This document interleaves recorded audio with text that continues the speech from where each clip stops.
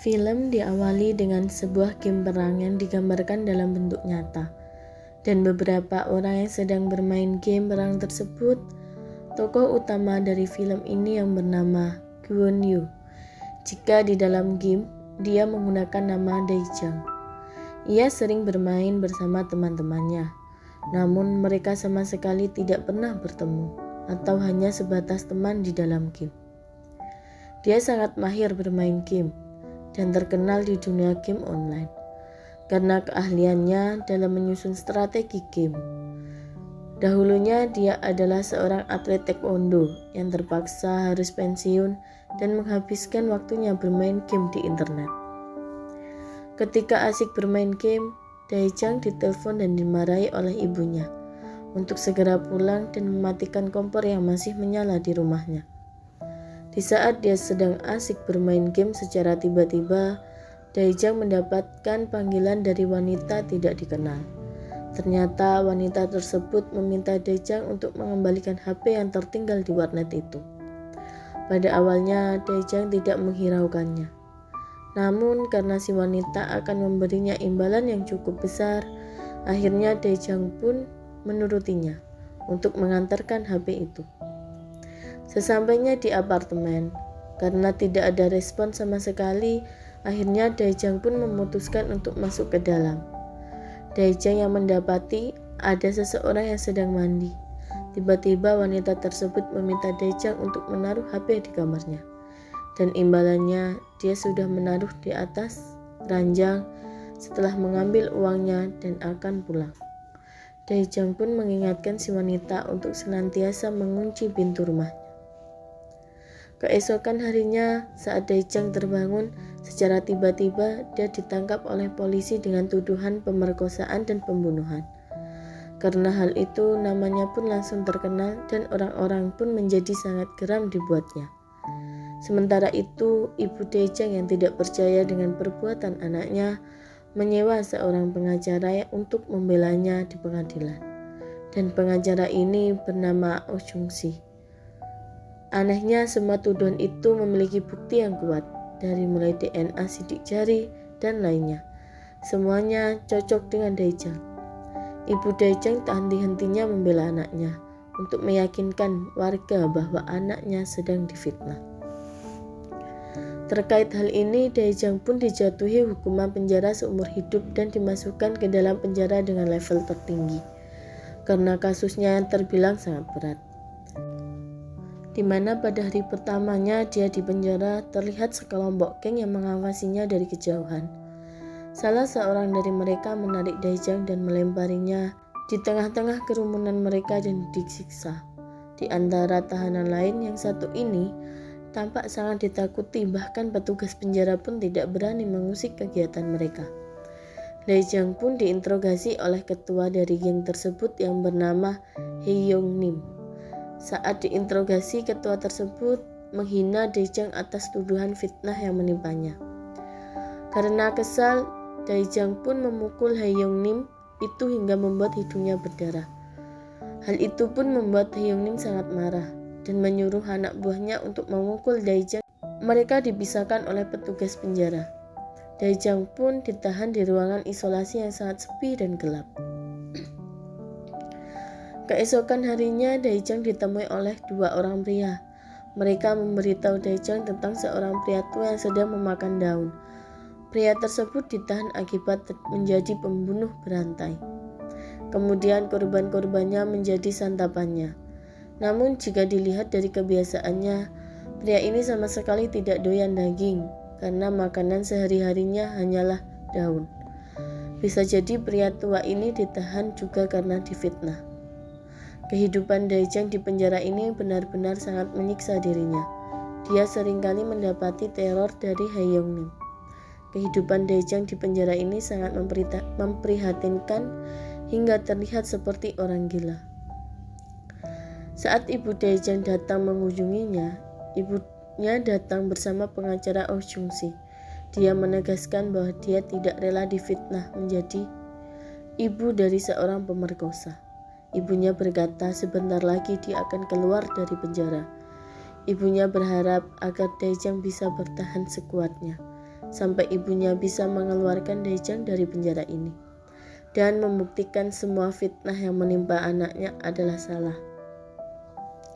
Daejang tetap semangat menjalani hidupnya di penjara ini. Bahkan sampai saat ini, Daejang tidak takut lagi dengan ketua geng. Di saat sedang makan, Daejang didekati oleh pria tua tadi. Dia memberikan Daejang sebuah daun untuk mengobati lukanya. Dia pun menasehati Daejang dan juga menyemangatinya. Saat pengacara Oh Jung-si kembali berkunjung, namun sayangnya kali ini ibunya tidak datang, melainkan dia datang dengan membawa surat kematian ibunya. Dari sini hati Daejang sangat kacau. Harapan satu-satunya dia keluar dari penjara telah pupus. Keesokan harinya Daejang terlihat sangat kacau karena kabar kematian ibunya. Hae-yong-nim ini pun berusaha membunuh Daejang. Namun beruntungnya Daejang menyadari hal itu. Dia kemudian berbalik menyerang geng tersebut hingga membuatnya tersungkur. Hae-yong-nim cedera cukup parah di bagian wajahnya. Petugas yang melihat hal itu pun segera menangkap Daejang. Pada akhirnya, saat itu pula Daejang menusuk perutnya hingga membuatnya cedera cukup parah. Akhirnya dia dan bos geng tersebut pun dibawa ke rumah sakit.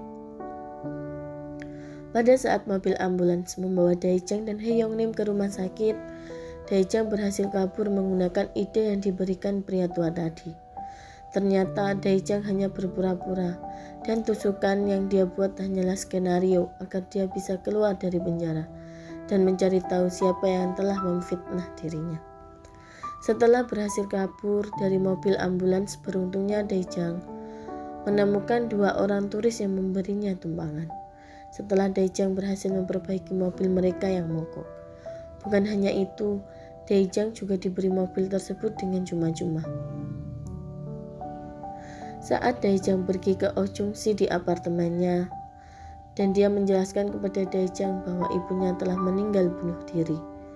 Daejang yang merasa aneh jika ibunya meninggal bunuh diri tanpa sebab yang jelas, tiba-tiba polisi pun datang karena sebelumnya Oh Jung-si telah memberitahu keberadaan Daejang kepada pihak polisi. Dan Daejang pun langsung lari dari meninggalkan apartemen.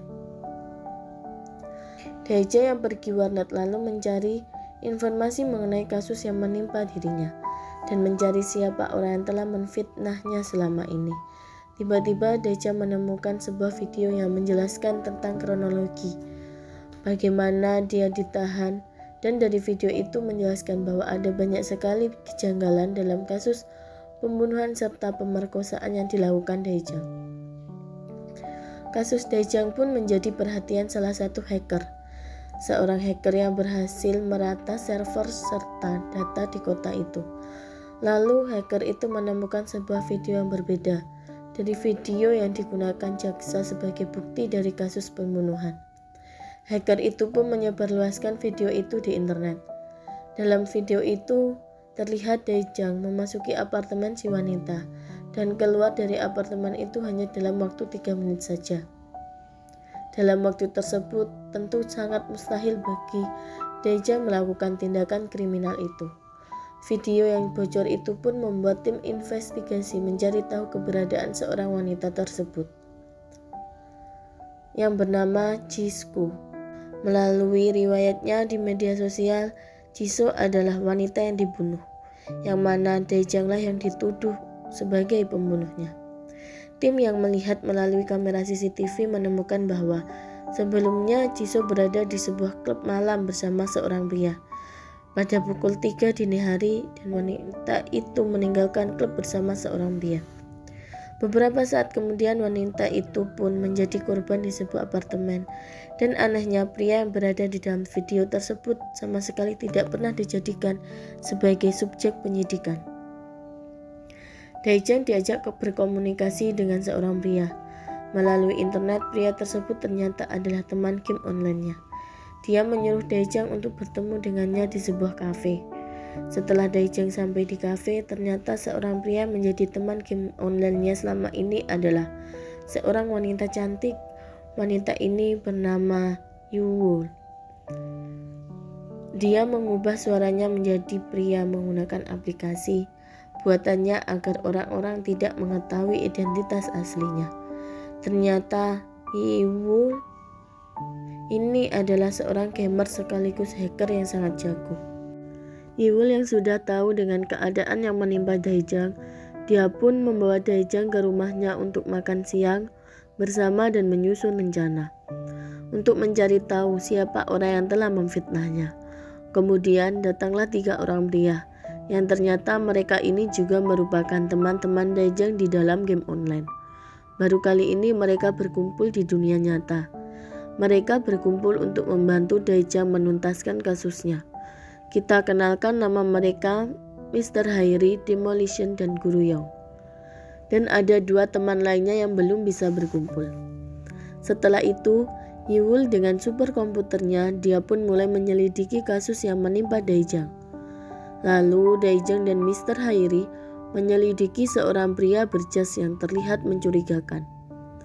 Daejang pun mengikuti pria tersebut dan membawa sebuah peti alat musik ke dalam suatu rumah. Merasa ada yang aneh, Daejang pun memata-matainya. Terlihat seorang petugas kebersihan yang membersihkan sofa dan lantai yang penuh dengan darah. Sementara itu, Demolition berhasil mengikuti 2 orang pria yang membawa peti alat musik yang menggunakan sebuah truk yang sebelumnya telah diselidiki oleh Yiwul. Truk tersebut mengarah pada sebuah gedung.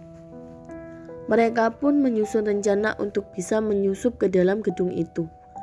Mr. Hairi akan memutuskan kabel jaringan yang ada di gedung itu agar Demolition dan Guru Yong bertugas untuk menyamar sebagai teknisi jaringan agar nantinya mereka dapat meretas secara langsung server yang ada di gedung itu.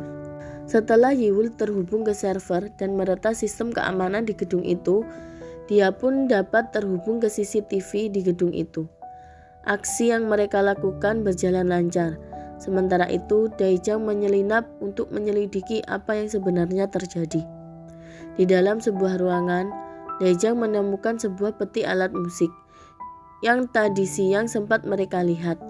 Ternyata di dalam peti itu terdapat mayat seorang artis yang sangat terkenal. Beberapa saat kemudian, ada beberapa orang yang masuk ke dalam ruangan. Ternyata selama ini terdapat suatu organisasi yang bekerja untuk pelaku pembunuhan, lalu menggantinya dengan orang yang tidak bersalah, sama seperti apa yang dialami Daejang saat ini. Ternyata bos dari organisasi tersebut adalah Oh Jung-si. Dialah orang yang memfitnah Daejang selama ini. Pengacara Oh Jung-si ini adalah hacker psikopat dengan kepintaran dan fasilitas teknologi yang dimilikinya. Dia disewa oleh kliennya untuk memanipulasi suatu kejadian dan tanpa hati nurani memilih orang yang tidak bersalah sebagai korbannya. Di saat yang sama, dia mulai mencari target selanjutnya yang akan dijadikan korban seperti Daejang. Sementara itu, di sisi lain, Daejang dan teman-temannya mencoba mencari tahu lebih dalam siapa dalang di balik semua kasus ini. Mereka pun mulai menyelidiki wanita yang akan menjadi target, yaitu kita sebut saja Reni. Melalui sidik jari pada bingkai foto milik si korban yang telah ditaruh oleh timnya. Dengan skill hacker yang dimiliki Yiwul, mereka pun mampu menyadap smartphone milik Reni. Hal itu mereka lakukan agar bisa mendapatkan informasi lebih detail. Reni pun mendapatkan telepon dari seorang wanita yang suaranya sangat mirip dengan suara wanita yang menghubungi Daejang kala itu. Mendengar suara wanita misterius itu, mereka pun mengacak lokasinya. Ketika Daejang mengikuti suara wanita kala itu, tiba-tiba wanita itu pun dijemput oleh seorang yang sangat misterius. Daejang yang sangat berstatus sebagai buron dan berada di keramaian, ia pun tak luput dari perhatian masyarakat. Mereka yang melihat Daejang lalu melaporkan keberadaannya kepada polisi. Daejang yang mengejar mobil si wanita tadi, namun mobil yang dikendarai Daejang mogok di tengah jalan dan dia terkepung oleh pasukan polisi. Tak lama datang sebuah truk yang menabrak mobil polisi. Ternyata orang di dalam truk tersebut adalah Hyung Nim dan anak buahnya. Mereka membawa Daejang ke sebuah gudang untuk disiksa. Beruntungnya, Yiwul yang dari tadi mengetahui hal tersebut telah berhasil mengelabui pihak polisi dan mengerahkan pasukan polisi untuk mengepung pasukan Heiyongnim. Dalam situasi tersebut, Daejang pun berhasil kabur melalui pintu belakang. Hingga akhirnya Daejang dan Yiwul pun bertemu. Di perjalanan, Yiwul mendeteksi adanya suatu alat pelacak di dalam kalung ibu Daejang. Ternyata pengacara Oh Jung-si lah yang memasukkan alat pelacak tersebut ke dalam kalung ibu Daejang. Dia pun terpaksa membuang kalung itu, dan akhirnya mereka tahu Oh Jung-si dalam dari semua ini. Daejang dan anggotanya yang sedang menyusun strategi untuk melakukan aksi berikutnya dengan menggunakan drone buatan Demolition, mereka mampu mendengarkan percakapan antara Oh Jung-si dan kliennya. Bukan hanya itu, mereka juga mampu mengetahui adanya ruang rahasia di dalam gedung tersebut. Gedung itu menyimpan teknologi canggih yang selama ini digunakan Oh Jung-si untuk memanipulasi sesuatu. Mereka memodifikasi mobil itu dan mengganti dengan baru. Aksi mereka pun membuat satu persatu anggota Oh Jung-si berhasil dilumpuhkan. Tidak hanya itu, dengan meretas media televisi wanita yang sebenarnya membunuh artis terkenal tadi pun berhasil mereka perlihatkan kepada masyarakat dan Reni bebas. Karena hal itu, pekerjaan Oh Jung-si untuk memanipulasi kejadian pembunuhan kali ini harus digagalkan oleh tim Daejang. Pengacara Oh Jung-si yang menyadari bahwa tim Daejang masuk ke dalam gedung. Oh Jung-si pun hendak berusaha untuk masuk ke dalam ruang rahasianya. Namun sebelum itu Daejang berhasil menangkapnya, lalu kemudian memukulinya hingga babak belur. Di dalam ruangan ini, Daejang melihat video rekaman dari kejadian yang sebenarnya. Dari mulai dia difitnah hingga video ibunya yang telah dibunuh oleh Oh Jung-si. Dia mengambil video itu untuk menjadi barang bukti jika Oh Jung-si adalah pengacara yang sangat jahat. Daejang sedang menyalin video itu dengan flash drive-nya. Tiba-tiba gangster berhasil menemukan dan melumpuhkan teman-temannya. Daejang yang tak sempat menyalin data video itu, Daejang lalu pergi meninggalkan tempat itu untuk menyelamatkan teman-temannya. Daejang datang dan melumpuhkan Heiyongnim dan semua anak buahnya. Mereka pun berhasil kabur dari Heiyongnim. Oh Jung-si berhasil memanipulasi berita dengan menampilkan tindakan penculikan yang dilakukan Daejang dan teman-temannya. Karena hal itu, kelompok Daejang pun dicap sebagai kelompok psikopat dan kini menjadi buronan polisi. Daejang pun berhasil kabur dari kejaran polisi yang memburunya. Sementara itu, Yiwul kembali melancarkan rencana mereka untuk meretas stasiun TV dan membongkar semua kejahatan Oh Jung-si dengan skenario yang telah mereka rencanakan. Daejang pun menyerahkan dirinya ke polisi. Oh Jung-si sebahagia karena rencana untuk memfitnah Daejang dan teman-temannya berhasil dia lakukan.